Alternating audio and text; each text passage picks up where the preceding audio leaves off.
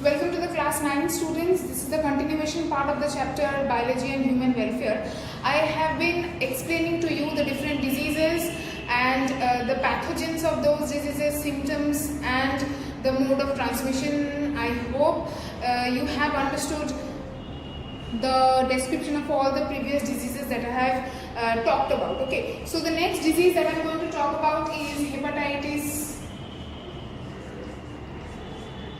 A and B.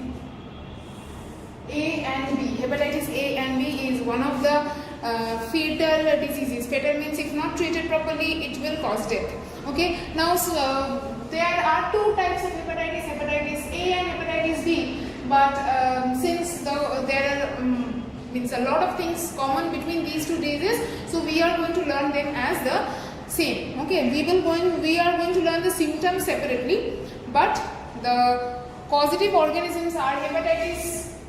For hepatitis A, it is hepatitis A virus, HAV, and for hepatitis B, it is HBV. V means virus. So hepatitis A virus and hepatitis B virus. These are the causative organisms of respectively hepatitis A and hepatitis B.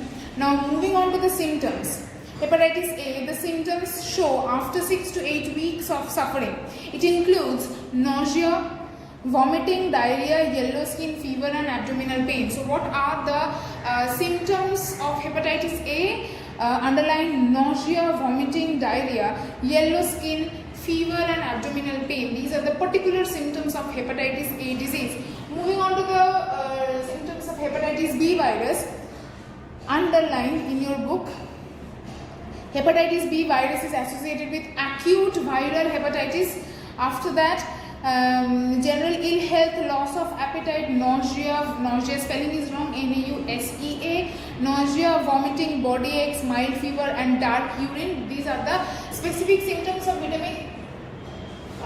hepatitis B. But if you are asked to write the symptoms of hepatitis, no particular A or B is mentioned to you all. So you will club the symptoms of hepatitis A, you will take some from the symptoms of hepatitis B, A, and you will take another from the symptoms of hepatitis B and club them together and write the answer. Okay, so don't write only from hepatitis A, because hepatitis in general consists of both A and B. So write the symptoms of both, taking few from each.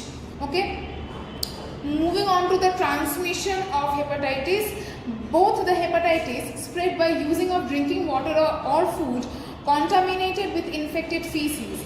It may also spread through close contact with an infectious person.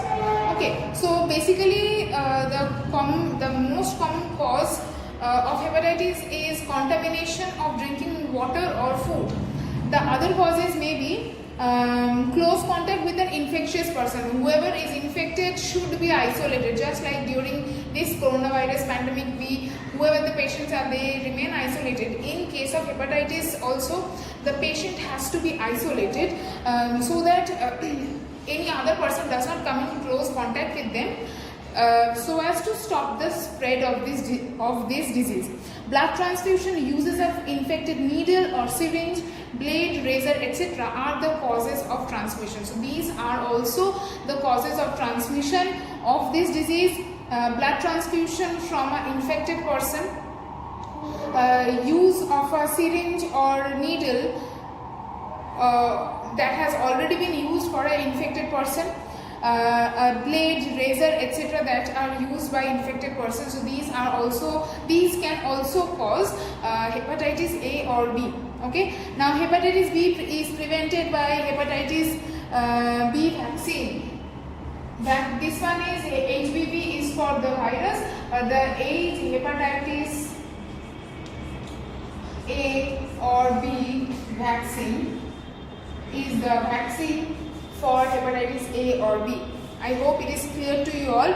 Moving on to the last disease of this chart.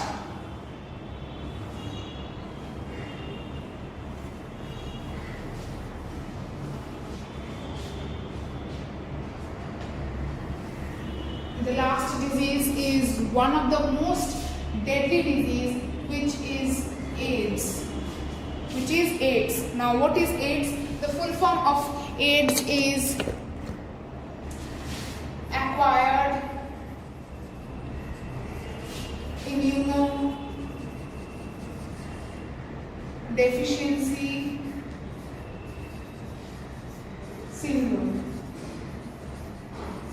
Okay, acquired immunodeficiency syndrome is the full form of AIDS. You will have to learn the full form very well. Moving on to the positive organism of AIDS is HIV. Now the full form of HIV is human immunodeficiency. It is one word, immunodeficiency virus. Never ever say HIV virus, because V only stands for virus. People tend to say HIV virus causes AIDS. No, it is the V only stands for virus. So why say HIV virus? It will be a human immunodeficiency virus.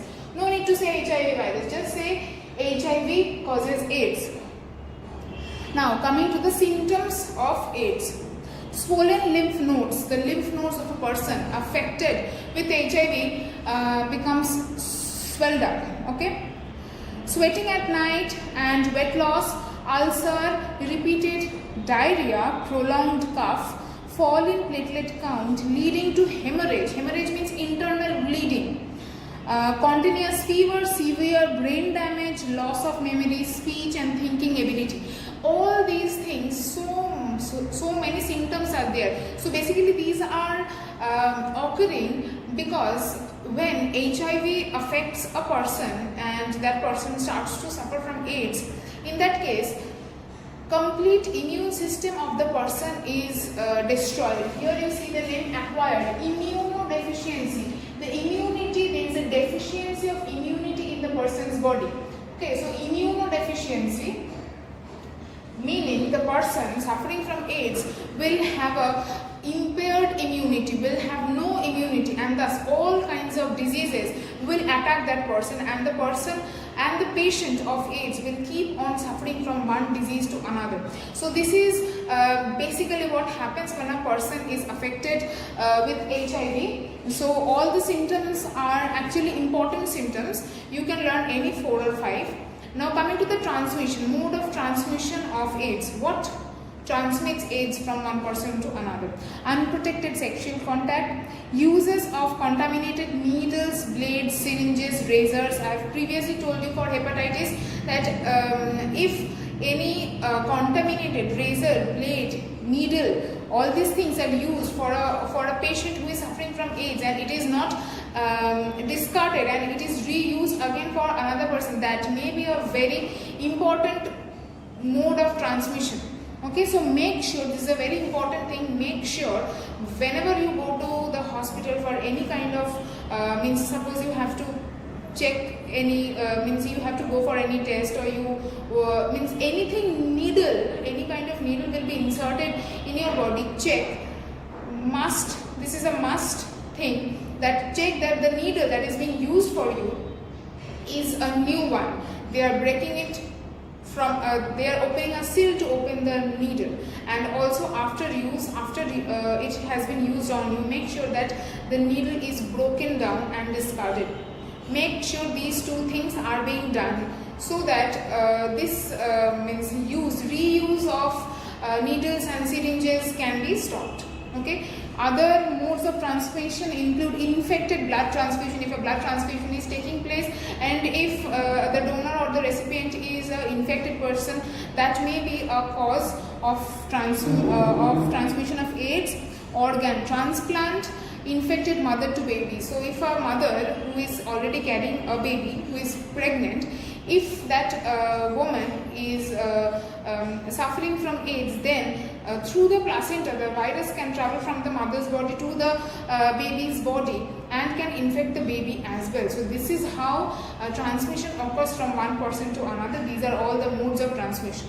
Okay, so I hope you have understood these last two diseases of this chart. This chart is very important. You can get all types of questions from this chart.